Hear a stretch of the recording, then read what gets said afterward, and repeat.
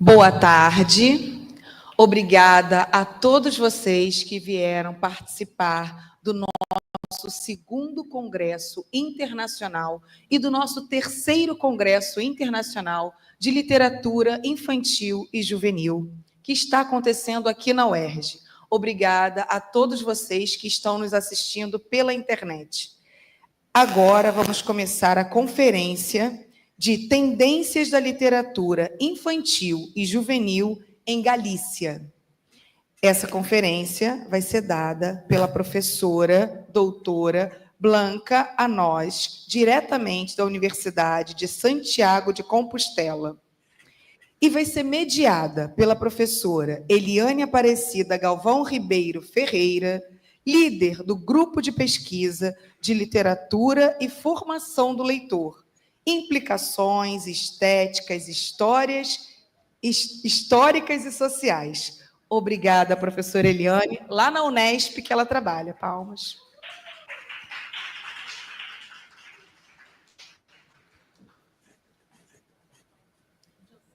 Senta nessa do meio e compartilha a palavra com a gente.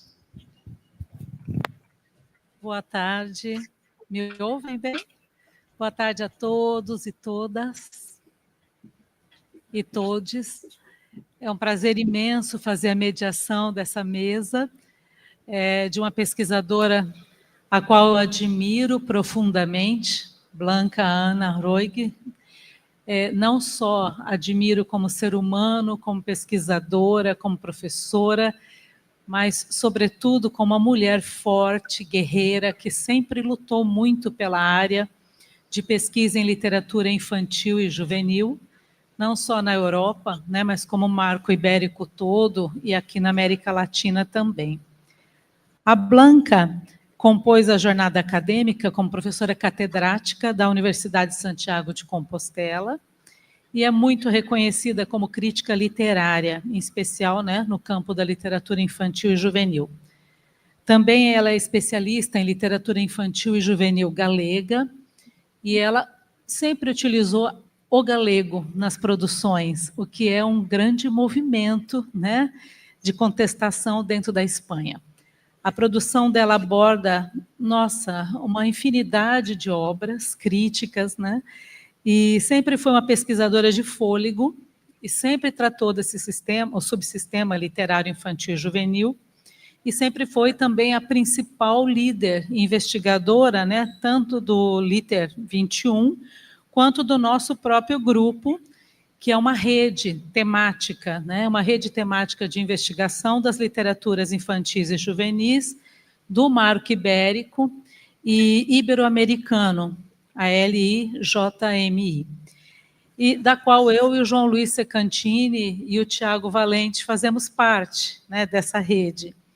Então, ela foi professora de literatura galega na Faculdade de Ciências da Educação da Universidade de Santiago de Compostela, ministrando aulas de literatura galega infantil, texto literário e literatura oral.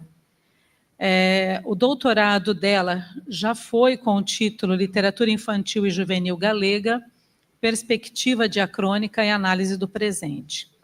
Em 2001, dirigiu um projeto de pesquisa no Centro de Pesquisas e Humanidades, conhecido como Ramon Pinheiro.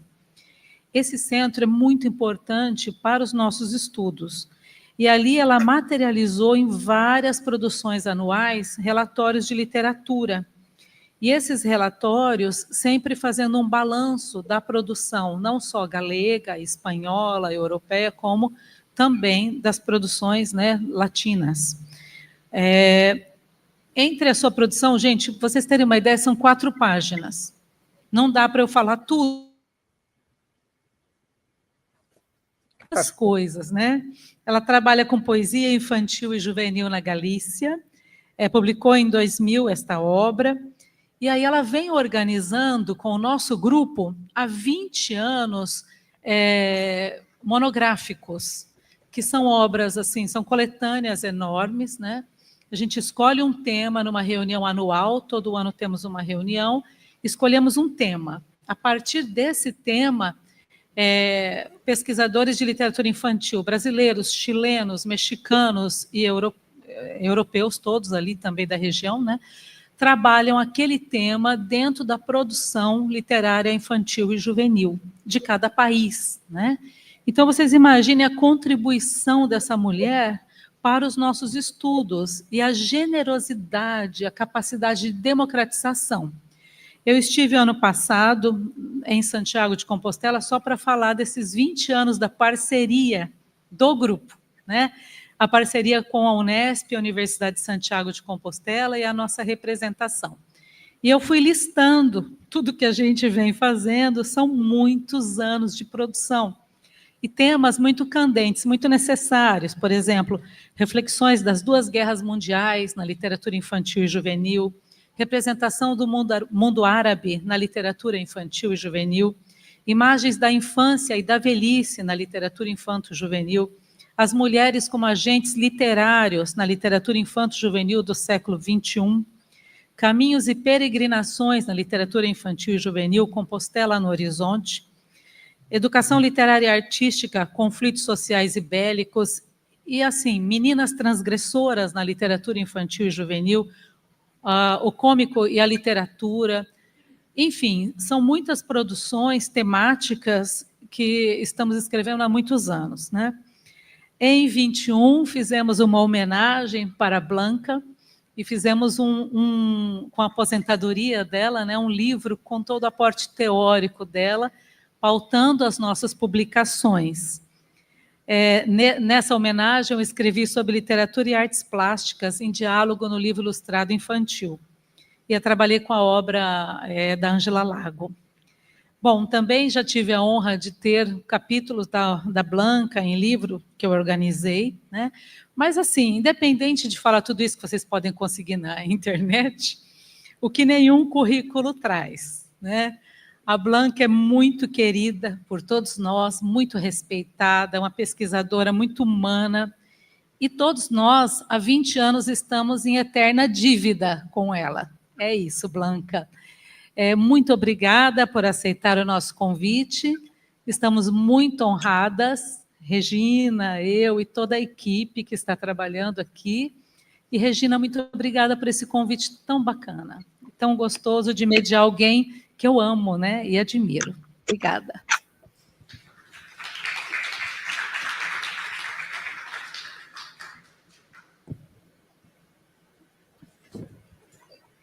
Falo.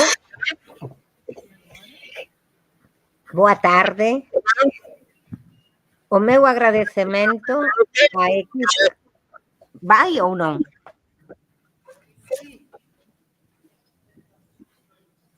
Sim, Blanca, nós escutamos. Por favor, fique à vontade. Pois, boa tarde. O meu agradecimento à equipa organizadora pelo convite e pola marcha deste evento que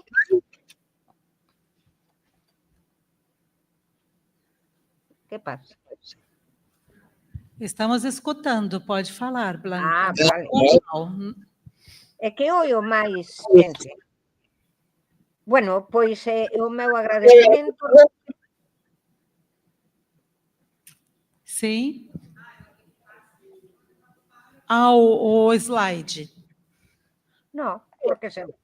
Aqui? Podo? Blanca, você mesma consegue passar o seu slide. Sim, não te preocupes. Sim. Não te preocupes. Pode iniciar, então. Podo iniciar? Sim, por favor, Blanca. Vale. Pois dicía que o meu agradecemento á equipa que deste evento pelo convite e pola marcha do evento que tan interesante polo que puido escoitar. Agradezo a resona. Que pasa? Resóname cousas. Está tudo bem, estamos ouvindo normalmente. Está tudo bem, Blanca. Agradezo a doutora Regina Silva Micheli e a Flavio García pola súa paciencia. A ben querida Eliana Aparecida Galvão Ferreira, polos ensinos como colega da Rede de Investigación en Literatura Infanto-Xuvenil do Marco Ibérico e Iberoamericano, que dirixo, e polo cariñoso e exagerada presentación que acaba de facer. A todas as persoas participantes por estar a partillar con nós este evento.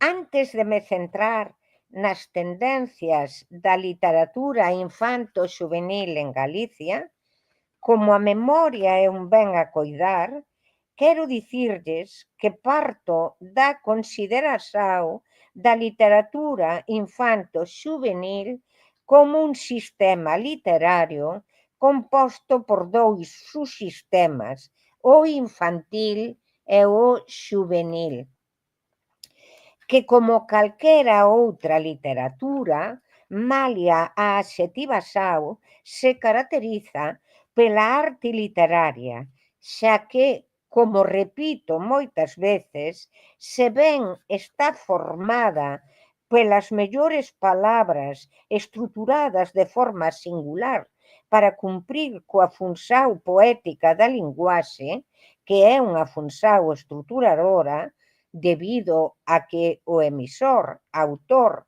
recorre a un código carregado de artificios, convenções e violencias para atrair a atención do receptor, o leitor, sobre a forma de unhas mensaxes, textos literarios, obxectos de múltiples interpretações.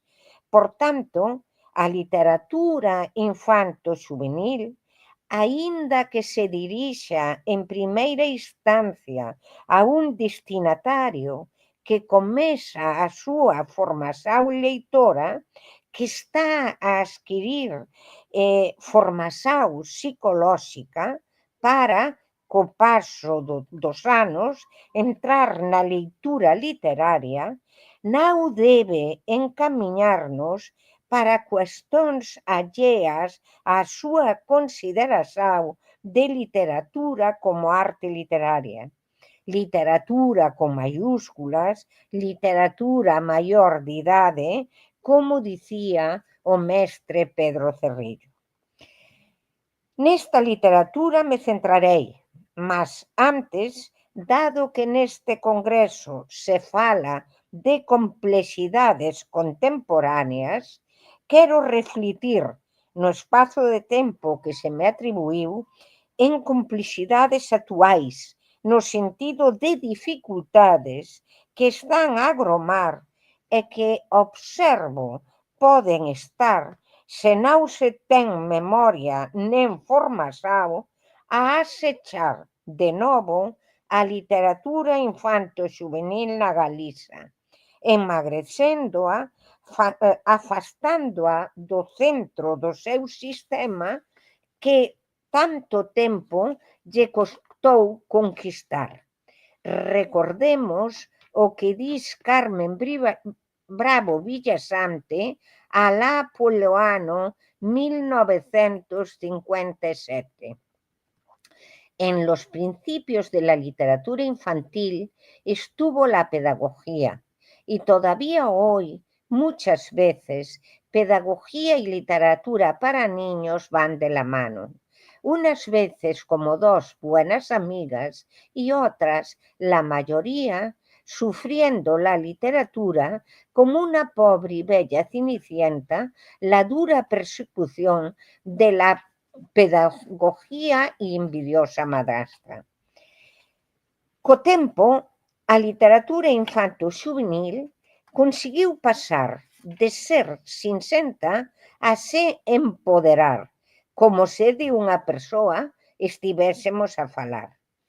Neste empoderamento, entre outros axentes implicados, acho que foron fundamentais os grupos de investigadoras e investigadores que desde as universitarias tentaron darlle á literatura infanto-xuvenil o mesmo tratamento que tradicionalmente se lle deu á literatura de adultos ou chamada institucionalizada, pois é no ámbito universitario onde se forman os docentes de diversos niveis de ensino, investigadores e mediadores en xeral, legisladores educativos, animadores culturais, bibliotecarios, libreiros, etc.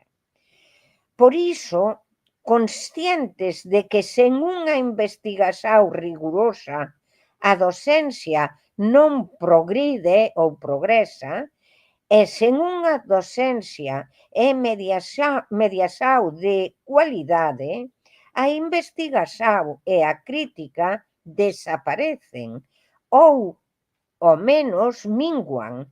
É preciso coñecer e saber ler criticamente os textos máis destacables da literatura infanto-xuvenil universal e da que se xera no propio país, ano após ano, para desde o coñecemento poder invitar a leitura, sempre en compañía dunha forte educación literaria que precisa unir coñecemento literario e formación didáctica, sen que a formación didáctica, que parta dunha boa pedagoxía, leve a confundir e mesmo a abusar, inclinando o libro literario para o libro infantil.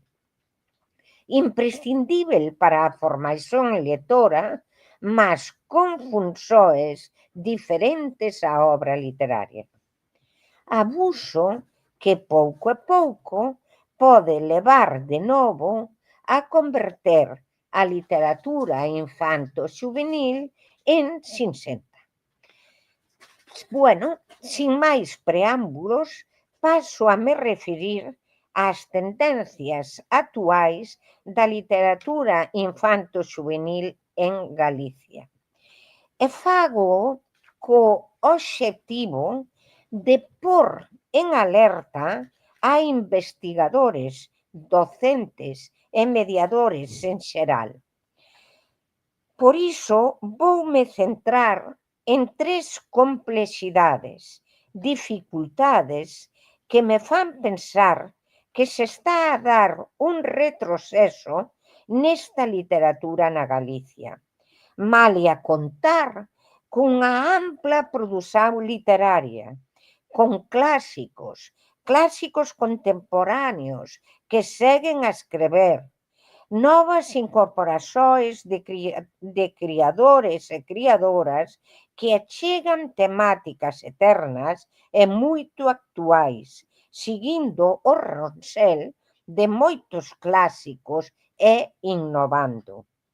Unha literatura que está a viver un notable dinamismo en termos creativos, xa que aborda temas diversos en tabús, oferece renovación formal e estética, está proxectada internacionalmente e conta cun apoio institucional considerable, e o impacto económico para as editoriais tamén é un incentivo, xa que chega a pasar do 35% da edición en xeral, como se pode constatar en algunhas das fontes bibliográficas das que parto.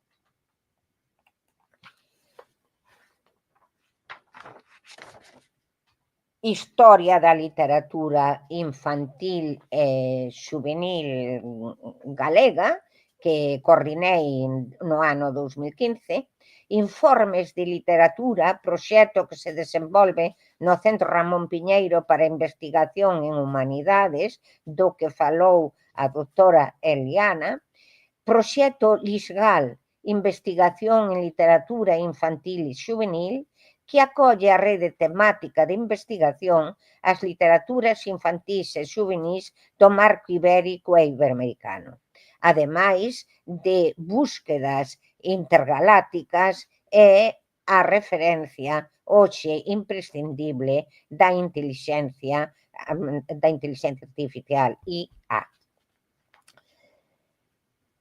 Tendo en conta isto, paso á primeira alerta. Docencia, investigación e crítica. Como algo adiantou a Eliana, no ano 2004, un grupo de investigadores do ámbito ibérico realizaran no Centro Ramón Piñeiro para a Investigación en Humanidades, un centro dependente da Xunta de Galicia e de todo o sistema universitario galego, un encontro co obxectivo de facer unha prospección do estado da literatura infanto-xuvenil no ámbito ibérico, fortalezas e debilidades, é o que teñen na pantalla. Nesa prospección, para axudar a superar as debilidades detectadas nesa altura, propuxéranse traballar e invitar a traballar nas seguintes liñas de investigación. Como ven, a liña histórica, a liña de teoría e crítica, a liña de literatura comparada, a liña de lectura. E tamén para cubrir esas debilidades que estábamos a notar en parte das literaturas españolas, pois puxemos en marcha unha serie de ASOEs que se consideraban imprescindibles. Foron estas: fomentar as relaxoes con centros e departamentos de outras universidades europeas e latinoamericanas.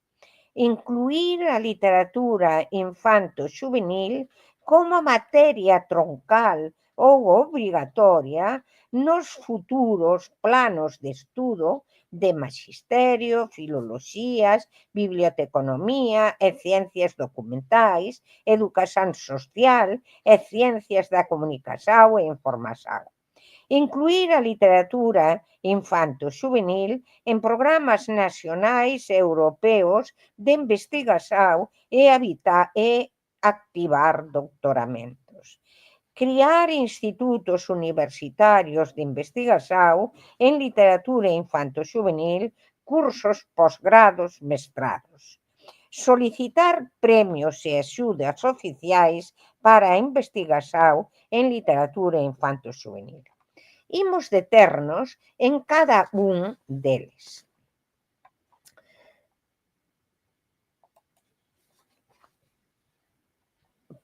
Fomentar as relacións con centros e departamentos de outras universidades europeas e latinoamericanas.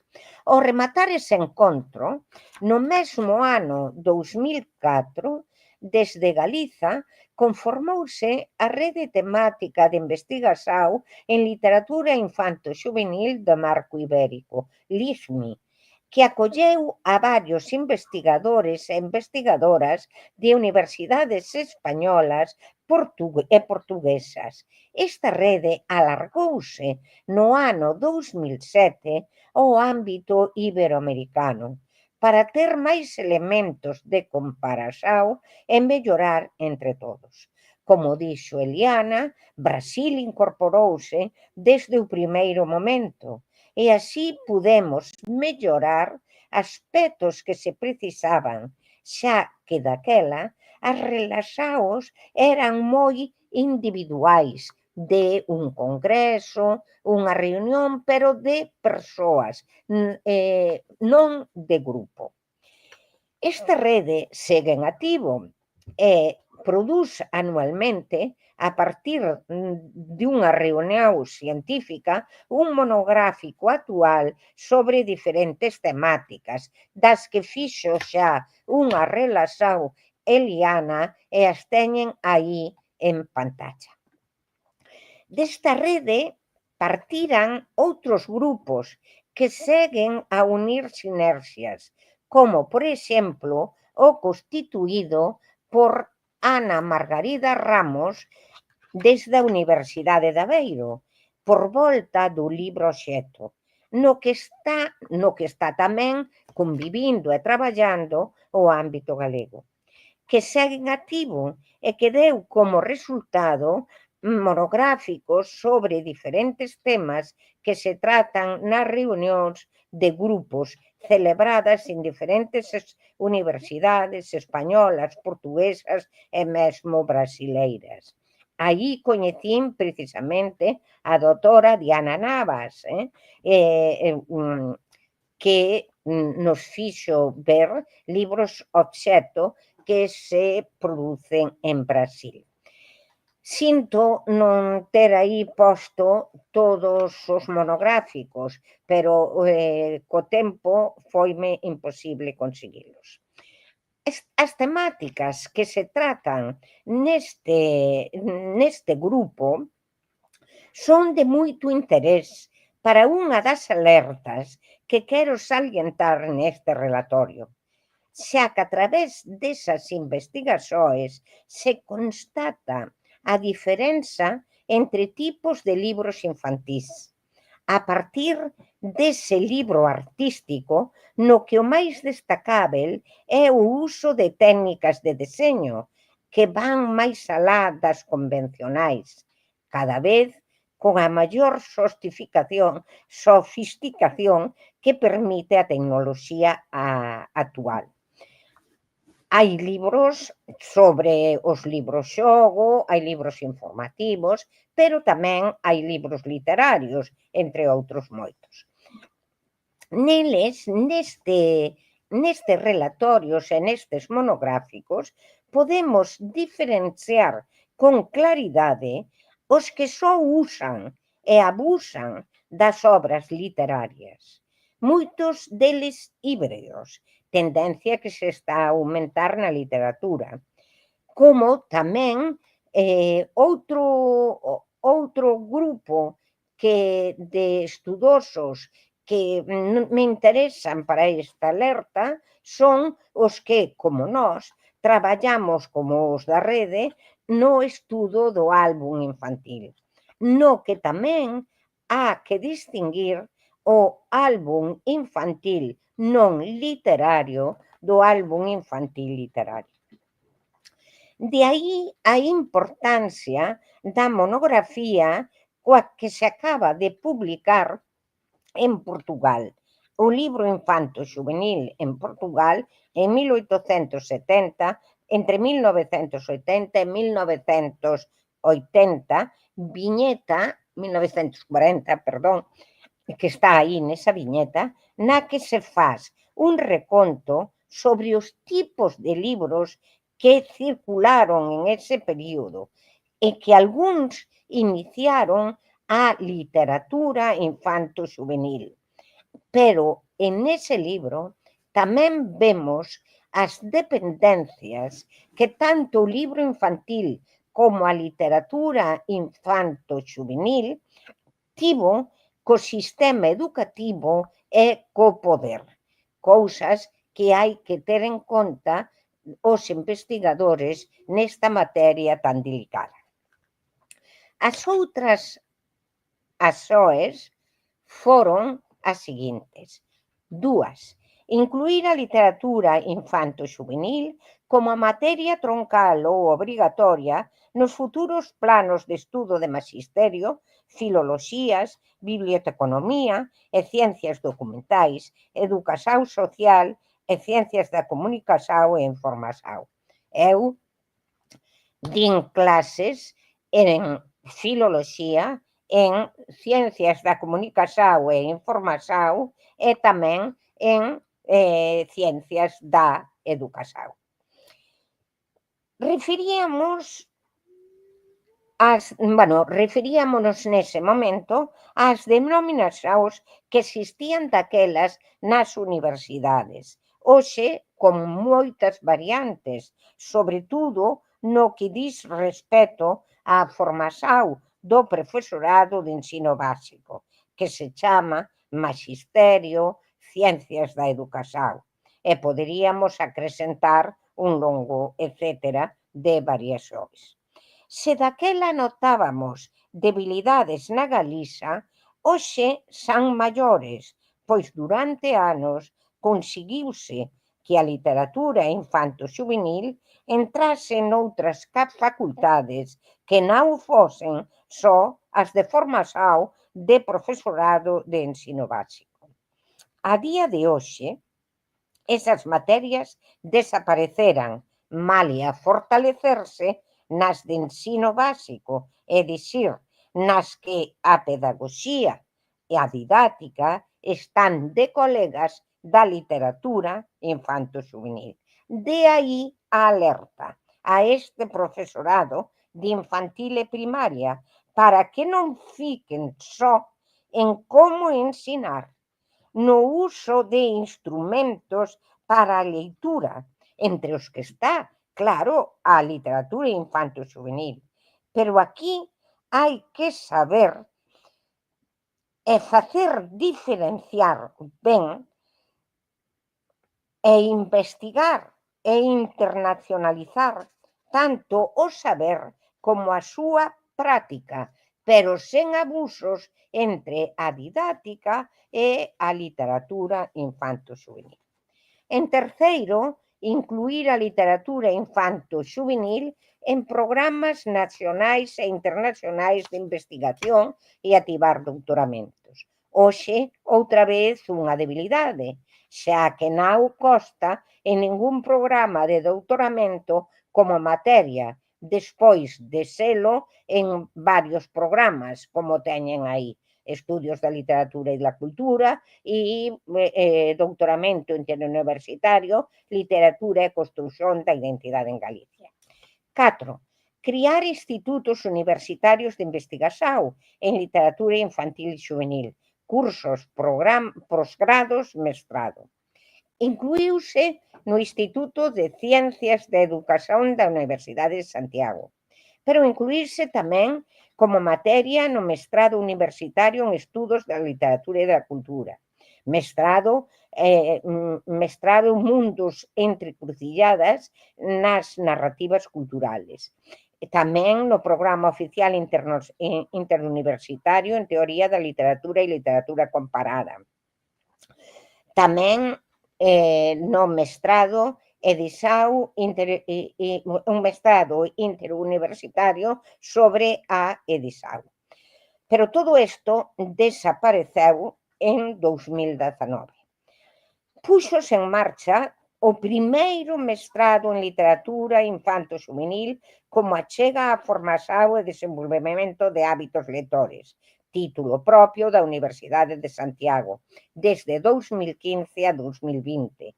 Ao mesmo tempo que se ofrecía o curso de perito en literatura infantil e xuvenil, no que se formaron e participaron en membros da rede do ámbito ibérico e iberoamericano.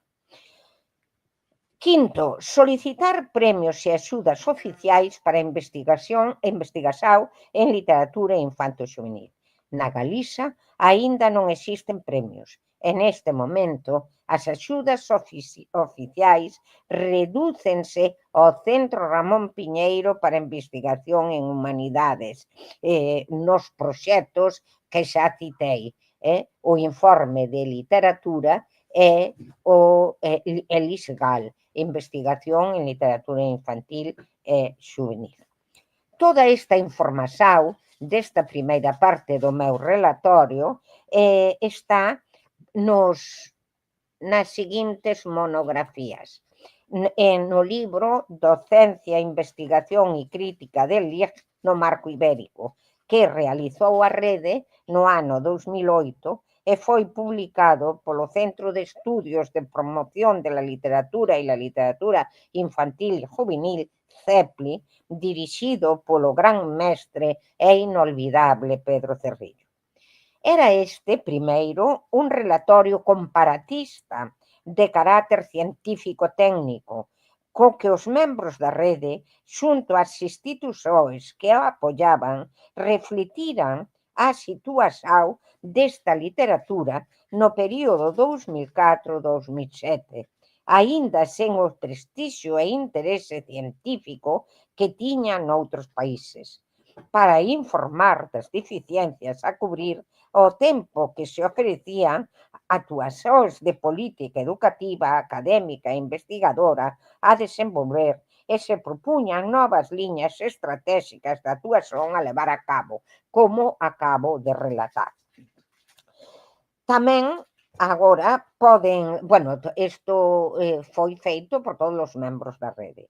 Tamén poden consultar isto no libro da rede do 2004 titulado Investigación e Crítica na literatura do marco ibérico e iberoamericano 2004-2024, onde teñen precisamente participación os compañeiros brasileiros explicando tamén como estaba a literatura no Brasil. Pois ben, tendo en conta todo o que acabo de dicir, non debemos esquecer que as obras literarias, os libros infantís... Non, vamos a pasar á segunda alerta. Perdón que non pasei... Segunda tendencia e alerta. A primeira estaba referida á docencia, investigación e crítica, que hai unha baixada e pois como exemplo para que non ocorra noutros países e tamén para buscar apoios para que nos axuden. Ben, a segunda alerta, engrosamento do corpus da literatura infanto-xuvenil con libros infantís. Ben, tendo en conta o antedito, non debemos esquecer que as obras literarias, os libros infantís literarios, deben responder ás características xa adiantadas, entre as que vou a salientar as seguintes. Teñen que conter unha linguaxe connotativa, estética, simbólica ou figurada, máis alá do significado lineal, sinxela e clara, sobre todo nos primeiros trechos de idade.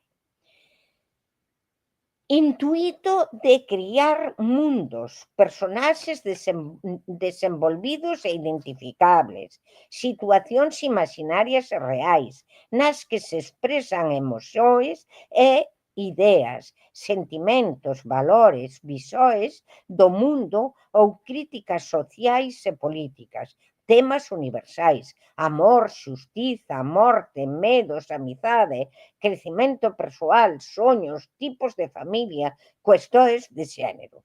Adaptados, claro está, ao mundo cotidiano ou imaginativo, segundo as idades dos destinatarios, manifestadas a través dunha estrutura organizada que responde ás normas dos xéneros literarios e que se sitúan nun tempo narrativo con os saltos que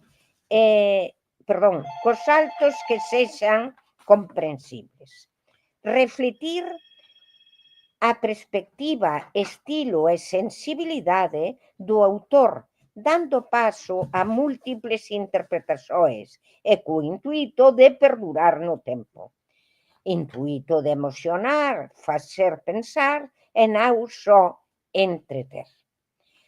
Segundo os trechos de idade aos que se dirixe a este tipo de libros literarios, é imprescindible que as palabras, a literatura faise con palabras, sexan apoiadas pola ilustración, diferentes tipos de grafías, cores e formatos que atraian a atención e fixen a comprensión do lectorado novo. Esta alerta céntrase na confusión que se está a dar entre literatura infanto-xuvenil e libro infantil.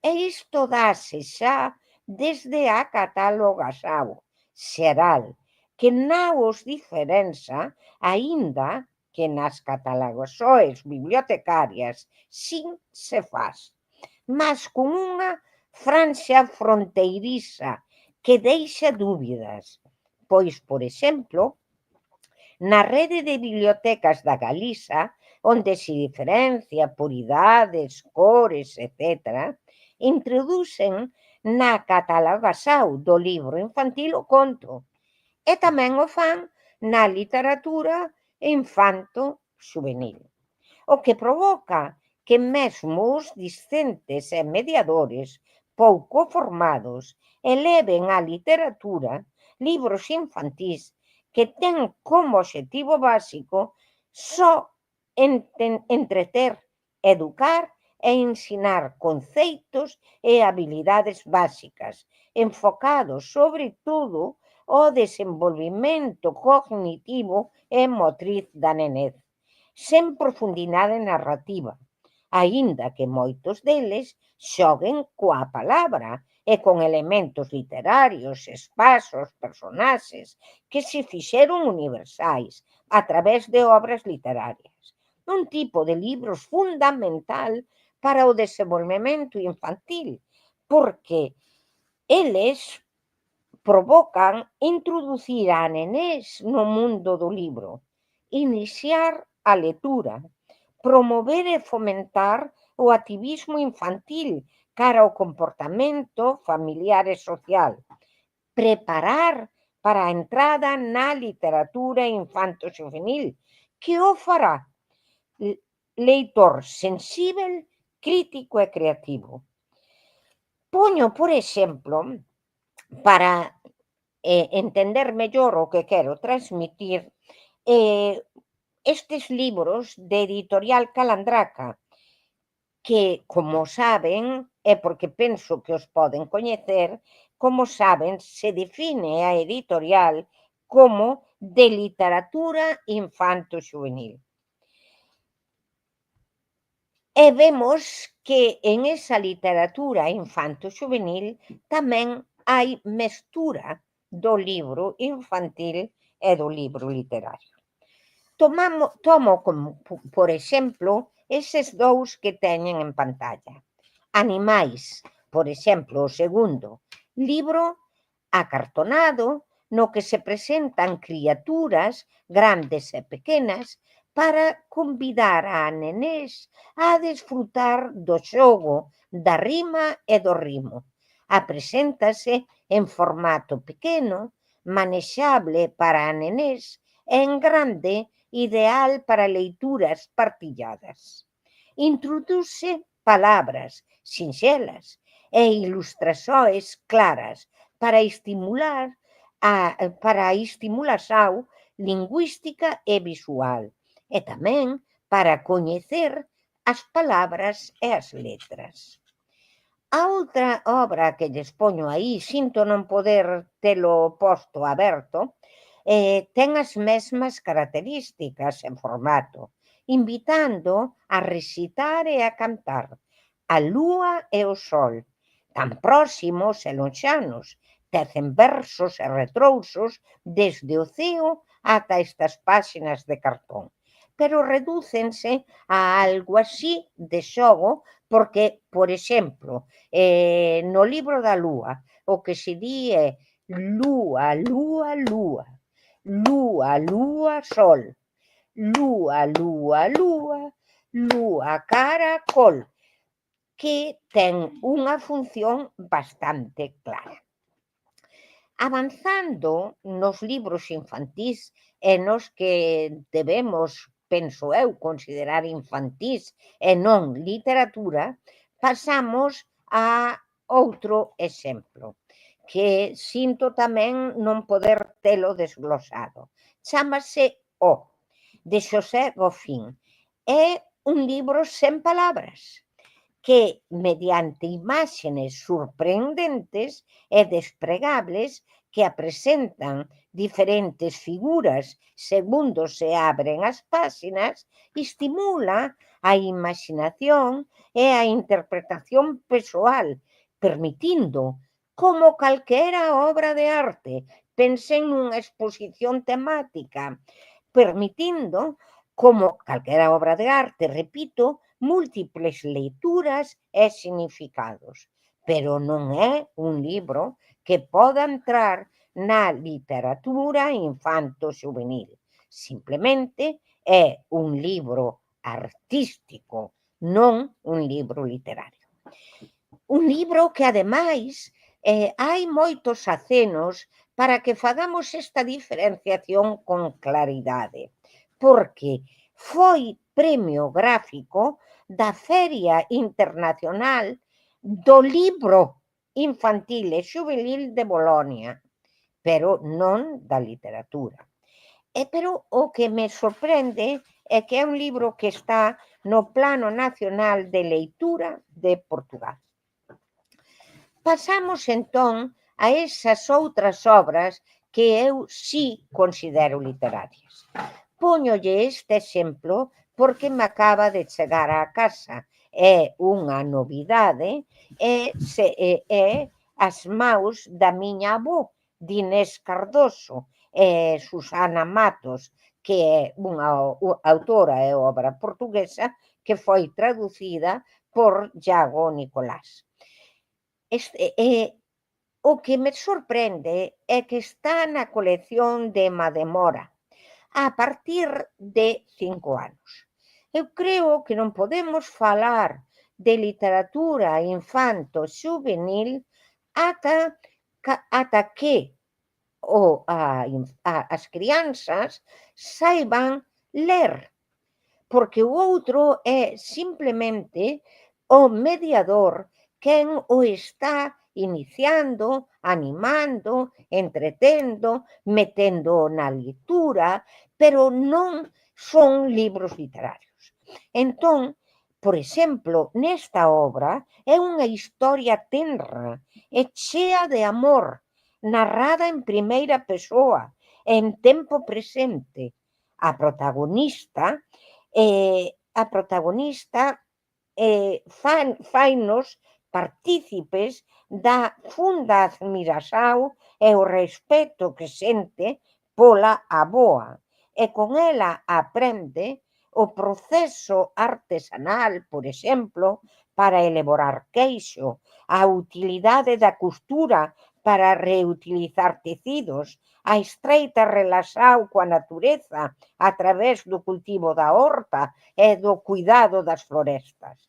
A avó desta historia representa a sabiduría e a experiencia, unha vida forxada á base das carencias, do esforzo e do sacrificio propios dun pasado non tan lonxano dos avances e comodidades que temos hoxe. Co seu testemuño percebemos o fenómeno de despoboamento rural, as lembranzas que atesoran a memoria do matriarcado, o contraste entre o ritmo calmo de antaño e as presas de hoxe en día, a espera paciente en contraposición ao fugaz e ao efémero. É unha narración brillante pola sinxeleza dun texto sen artificios, pola sensibilidade e a beleza das descricións e a proposta estética que desde a elegancia do realismo e a sutileza do bosquexo apresenta cenas domésticas ambientadas nunha contorna agraria, realizadas con grafito e suaves pinceladas de color destacan as imaxes a modo de mosaico con múltiples elementos e tamén as metáforas visuais onde a presenza humana se funde co protagonismo do medio natural. Esta propia editorial, que é unha editorial simbólica da literatura infantil e xuvenil, creo que nos debía facer unha diferenciación entre a colección do Verse á Lúa, entre a colección Para soñar e xa as outras coleccións máis literarias. porque creo que aí está a supervivencia da literatura. Ben, non me quero retrasar e paso á terceira alerta. Falta de representación da literatura xuvenil na educación superior. Espera antes das conclusións. Non me vou deter hoxe nesta alerta. Só a deixo iniciada como unha reivindicación desde Galicia que non sei se se sente no seu país e nas súas facultades, mas si salientar que desde que comezou a consolidación da literatura xuvenil en Galicia nos anos 80 foi moito atendida polos criadores. Sirvan de exemplo obras de autores clásicos que xa faleceron, como é o caso de Agustín Fernández Paz e Xavier do Campo, traducidos ao portugués do Brasil, ao portugués e tamén ao portugués do Brasil. E os moitos creadores e creadoras que chegan a ofrecer propostas literarias clásicas e novidosas, nas que é de salientar mesmo a súa entrega a obras híbridas, a apostar por temáticas moito achegadas ao electorado xoven, mas acho que está a correr perigos que poden levar tamén a confusões por estar na fronteira entre a literatura infanto-xuvenil e a literatura de adultos, como lle ocorreu noutros tempos, nos que se dubidaba da súa existencia e se consideraba moito didáctica e formativa. Certamente, faltalle voltar ás salas de aulas universitarias para ser máis considerada e recoñecida polos mediadores, que se encarregan da proposta de leituras para esta idade, 12-18 anos, que se corresponde aquí co ensino chamado obrigado e bacharelato, antes da entrada nas universidades ou noutros centros onde se forman pois os docentes, os bibliotecarios, os animadores culturais, etc.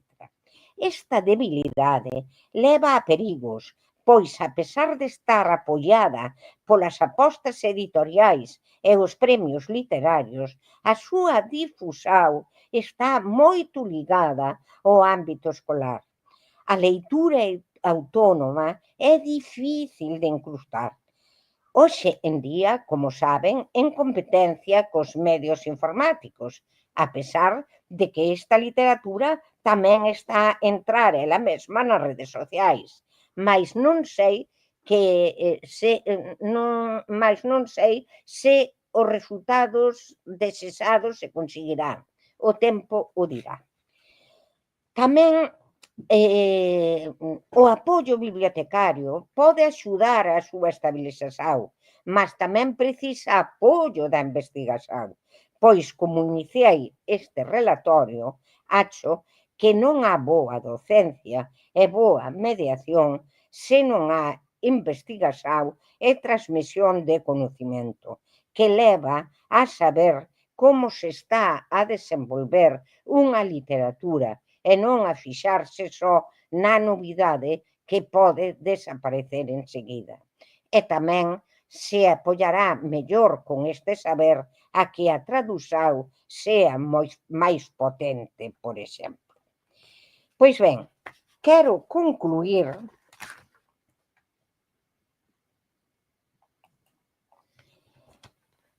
avisando a docentes e investigadores sobre que se fixen nas clasificacións catalográficas para evitar que, de novo, a literatura infanto-xuvenil se converta en cincenta.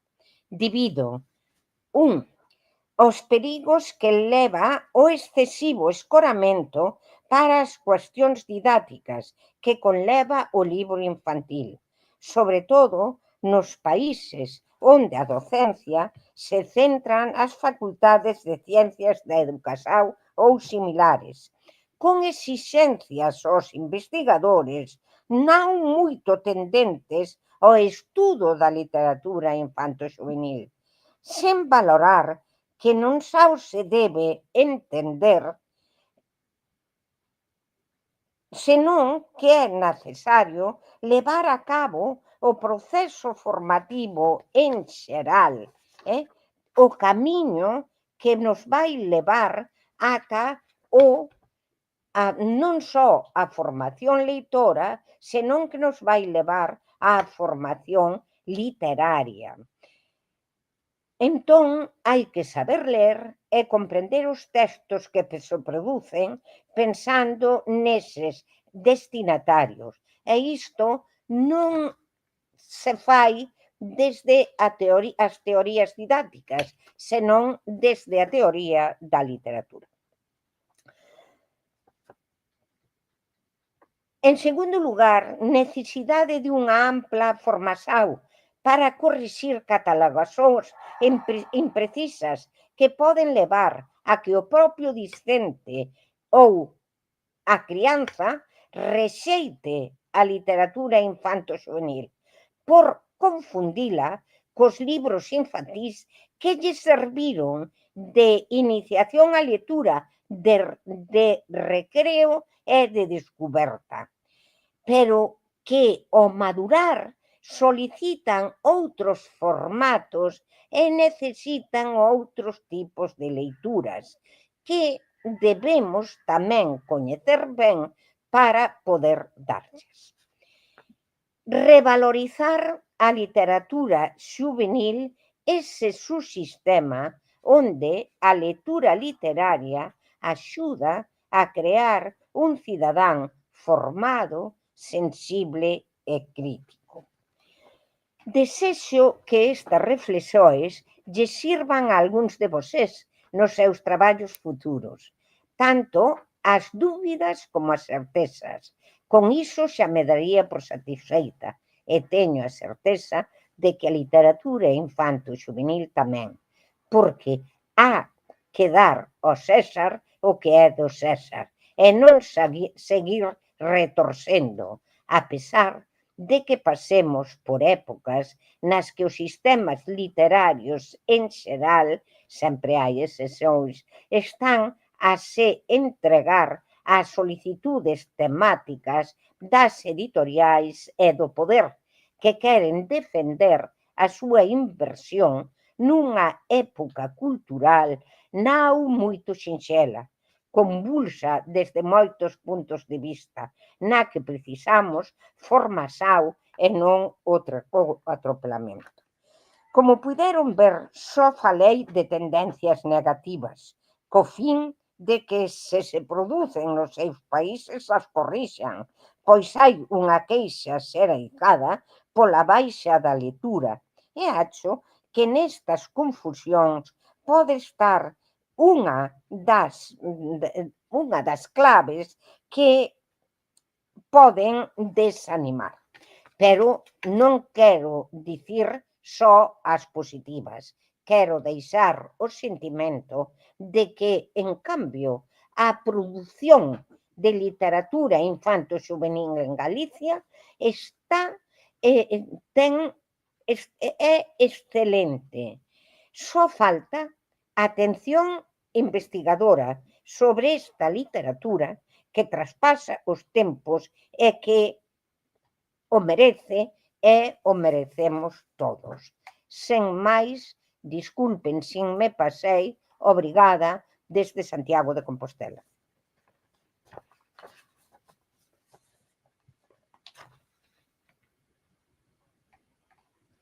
E aquí desapareceu todo o mundo.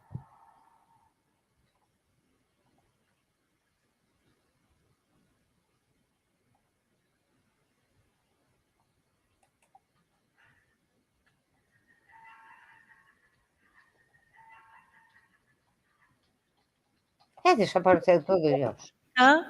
Escuta agora. Agora? Sí, non oía.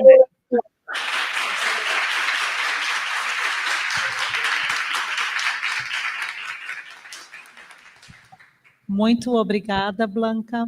Escutou os aplausos? Sí, Claudida, podemos abrir para as perguntas, Blanca? Sí, sí, o que queirades. Ah, muito bem. Olha, já misturei a língua. Gente, então, por favor, alguém gostaria de fazer perguntas? Está aberto o microfone. Não? Regina? Por favor. Blanca, durante o evento, a grande tônica das nossas discussões foi a literatura com L maiúsculo.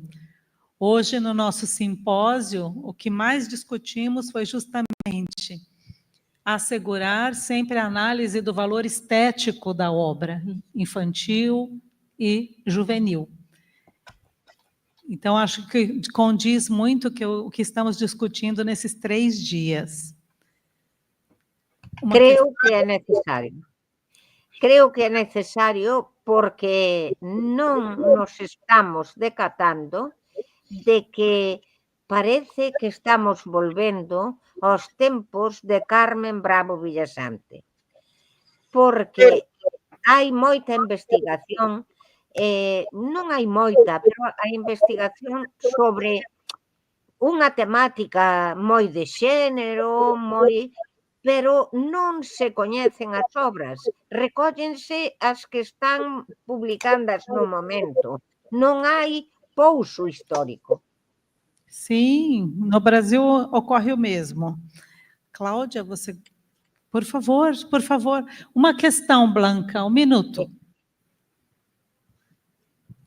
Eu já começo a falar meio espanholado. Aqui, o tempo, só uma pergunta, né?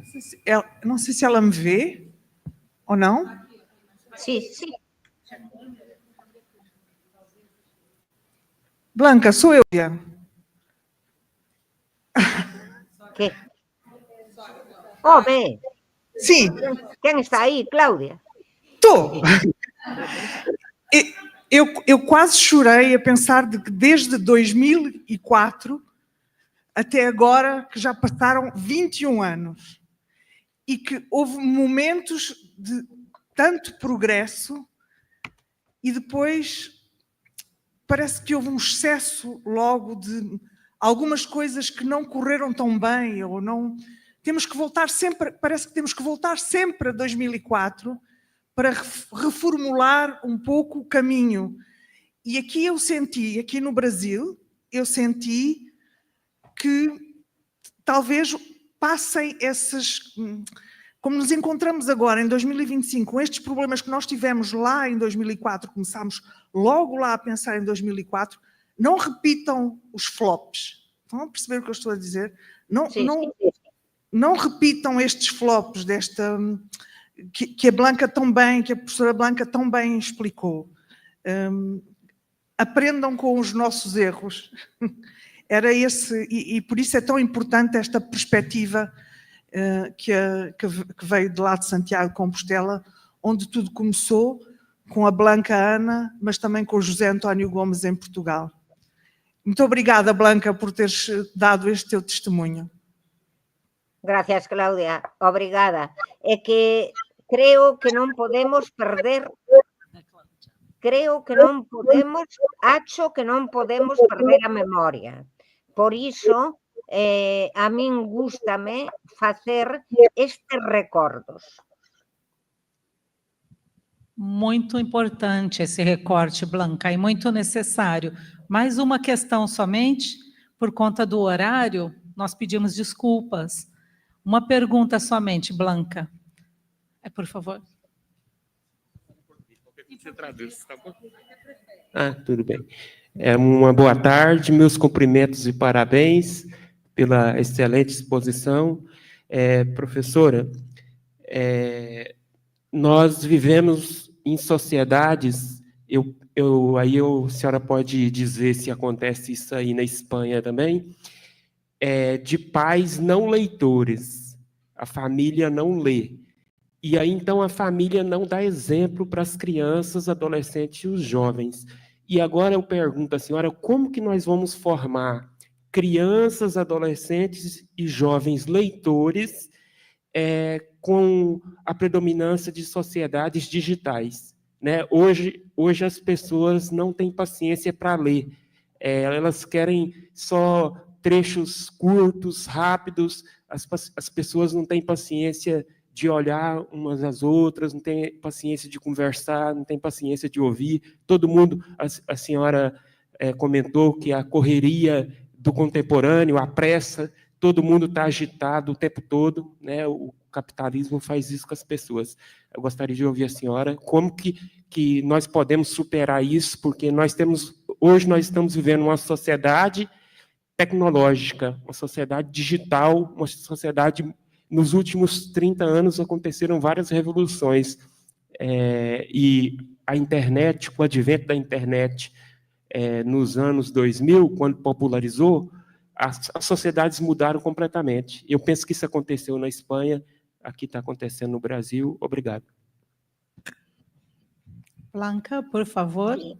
Efectivamente, vamos a ver, as nosas sociedades agora, pois a literatura, a leitura, hai menos leitura, queixámonos da leitura, pero estas novas sociedades, pois, claro, sempre hai un encontro, unha loita en este momento, pero debemos recordar que estas cousas, isto é historia, é os cambios sociais. Nós recordemos cando empezou a sair a radio, a televisión, cando empezaron os novos cambios tecnolóxicos, moito máis lixeiros que hoxe. En ese momento pensábamos que a literatura podía desaparecer. Pero que pasou? Que se seguiu loitando desde as aulas universitarias. Nas aulas universitarias e concretamente nas centros de ciencias de educación no maxisterio é onde se forma a futura sociedade. Por iso aí hai que ser moi sensible e saber distinguir moi ben o que é o libro infantil e levalo cara á lectura, non levalo por medio dese libro infantil cara ás novas tecnoloxías. As novas tecnoloxías son un grande apoio. Esta sociedade é un grande apoio, pero o que non podemos é perdernos nós. Entón, intentar usar o libro para o fin do libro e non usar o libro para levalo cara ás novas tecnoloxías, senón usar esas novas tecnoloxías para atraer para o libro.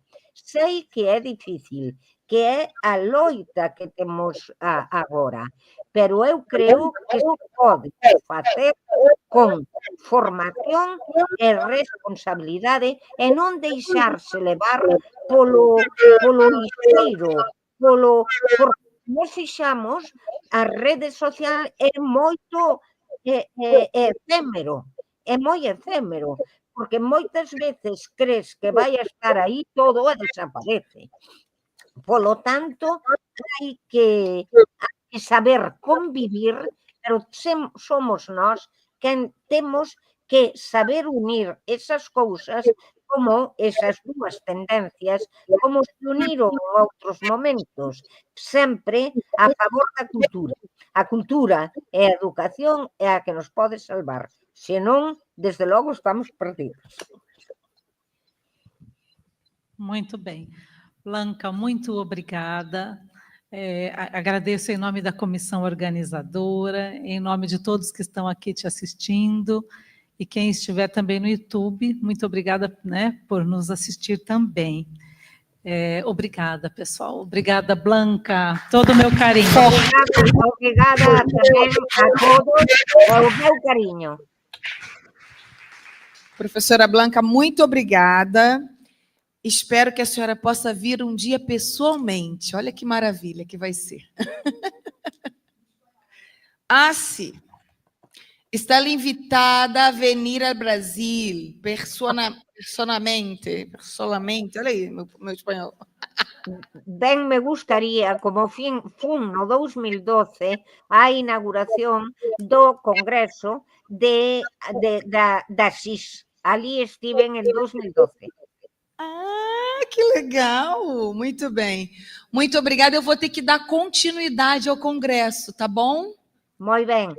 Falaremos de outras cousas, pero eu quería que era necesario falar de deficiencias. Ah, muito bem. Tchau. Queridos, Obrigada. obrigada pela presença. Dá tchau para ela. Vamos ver se eu vou fazer assim, um tchau rápido, vai. Você consegue ver, professora? Algo vin. Hai alguén que levanta as mans. A tecnologia é uma coisa maravilhosa. Queridos, agora nós teremos o lançamento de livros.